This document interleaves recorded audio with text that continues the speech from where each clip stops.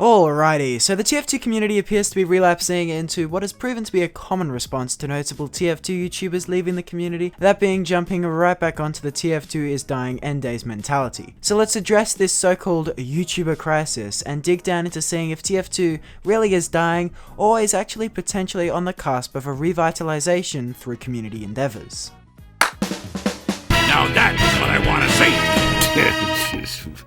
For those few of you that are currently unaware, both Hamaji Neo and Pyro Joe, two extremely prominent content creators for TF2 here on YouTube, have both either in large part quit or will cease having TF2 as the focus on their channels. Their reasons vary, but a common denominator in this decision has clearly been the state of TF2 in recent months. Things like hacker bots, rampant racism, and the admittedly sometimes toxic nature of this community, paired with Valve's neglect of the game, are all players evident in this scenario. It's a commonly known fact that when a TF2 YouTuber or creator decides they are bored with the game and or want to move on from it, either professionally on YouTube or just fed up with playing it, a phenomenon I like to call musalgitis sets in with the community and the hate ensues. The reality of the situation is if a YouTuber is forced into a certain kind of content, be it TF2 or anything else they do not enjoy, the content created on that forced topic will become, for lack of a better term, shit. For most of you this doesn't concern, as you're decent human beings. However, for those that can't comprehend another person getting bored or fed up with a game, think of it like this. Around a games community on YouTube, creators come and go, and as long as the total creators remains even, the audience will do so too, in large part.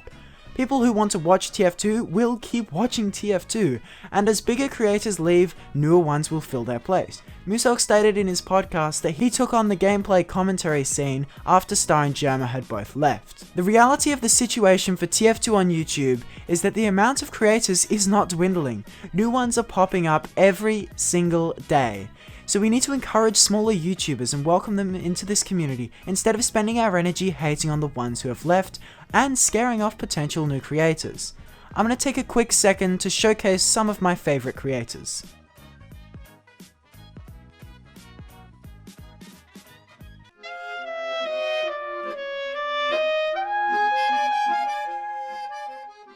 Naturally, when YouTubers and community members are constantly pointing out and utilizing TF2's shortcomings as a way to make content, these matters take central stage despite there being so many good parts to TF2, even in our current situation. I'm going to use Whammo as an example here because he's a friend, I love his content, and he won't get mad at me saying this.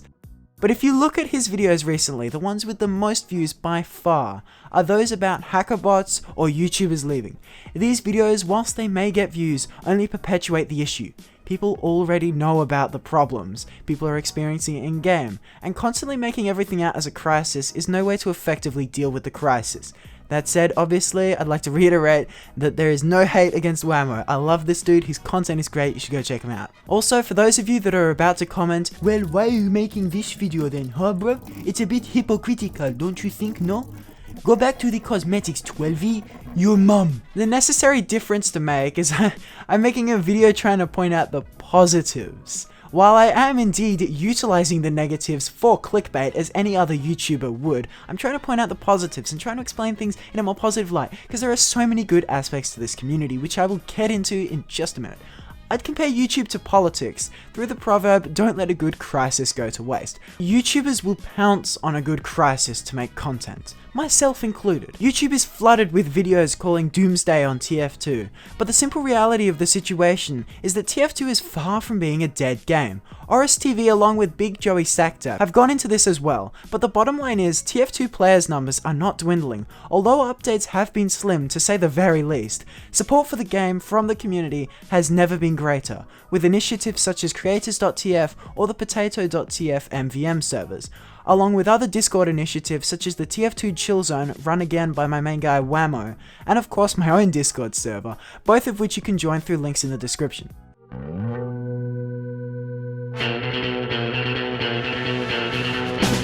To summarize this video in as few words as possible, TF2 YouTubers will come and go. While this may be sad, and people you may like watching no longer make content on the games you enjoy, we need to respect their decisions and focus on newer members of the community. TF2 is far from dead, so constantly saying it is for clickbait is getting pretty old. That said, there are parts where the TF2 community does shine, and I'm really looking forward to what my role here has to offer in the coming years. So for now, as always guys, I hope you all have a swell day, stay safe, and I'll see you all in the next one. Bye bye.